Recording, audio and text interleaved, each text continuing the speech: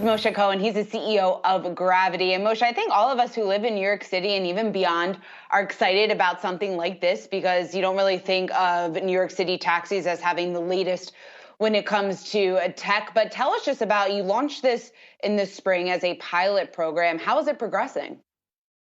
Yeah, so firstly, thank you for having me. It's great to be on with you guys. This is a first of EV fleets, not specifically Tesla. Tesla, as you know, has sort of been ahead of the curve with its development of cars and charging equipment, but very quickly, there's a lot of automakers that are catching up. We've seen the yellow taxi as an industry that has been a cornerstone of New York and of the country. And it's sort of had a bad 10 years. And there are a lot of great ideas that have been there, and it's a massive opportunity to innovate.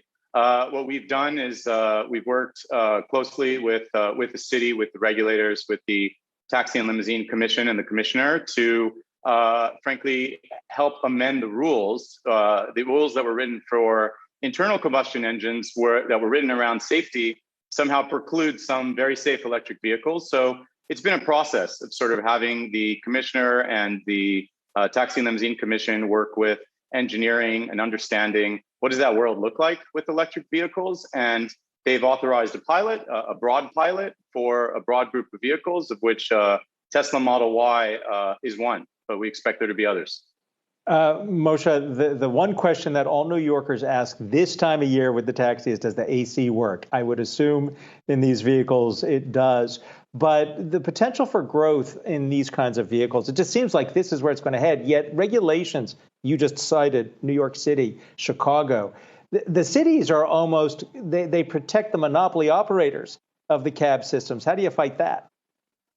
Well, we've actually not seen that. I mean, firstly, to your first point, Adam, these cars, so we've operated a luxury business in the city, serving the very top. And you always hope when you start with luxury to be able to bring most of that to the general public. And the technology that we're bringing in these vehicles, I would say, would rival the highest level of luxury. Not only is there AC, but as you can see, there's a custom 22-inch monitor that's connected to the car. So you'll have full control over the car. You can see there the drivers have AI recognition to monitor their driving behavior, distraction, to induce further safety. So these taxis are going to really leapfrog ahead in terms of safety. But to the second point, this is very different. I think, 5-10 years ago, it was very popular to be a disruptor and everybody's disrupting. We're in a very different world right now. With the introduction of electric vehicles, this is policy across the board, definitely with this administration and across the board with regulators. I think regulators are trying to get their head around it, make sure it's safe, make sure it's unleashed in the right way. But we've seen great cooperation. We work very closely with the utility, with the state officials, with city officials.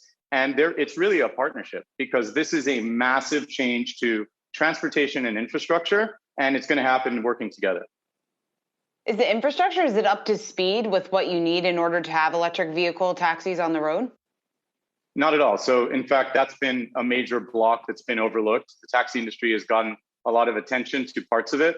A big part of our business. So while this pilot was being considered, we have an infrastructure division, Gravity Spaces, where I've worked again in conjunction with the utility, major landlords, parking operators, to essentially activate every capable space for charging infrastructure, both for us and for the general public. And we are working currently on a very large number of sites, and we've sort of redefined what a charging space looked like. So right now, New York is a charging desert. It's a disaster. But we're going from being a charging desert, we're going from the taxi industry being sort of embarrassing to the taxi industry being a leader in the country and in the world, as we're integrated with the tourism agency, part of the green recovery. And in terms of infrastructure, we're literally at a turning point where the new equipment that we're launching across sites throughout the 5 boroughs for ourselves and for everyone is going to give everyone, meaning any car manufacturer, an experience that's as good as a supercharger at Tesla or better.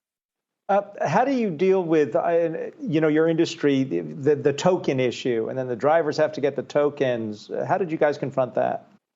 So the current structure, the business structure of the taxi industry is extremely antiquated. I mean, I'm a former finance professor. You don't need that.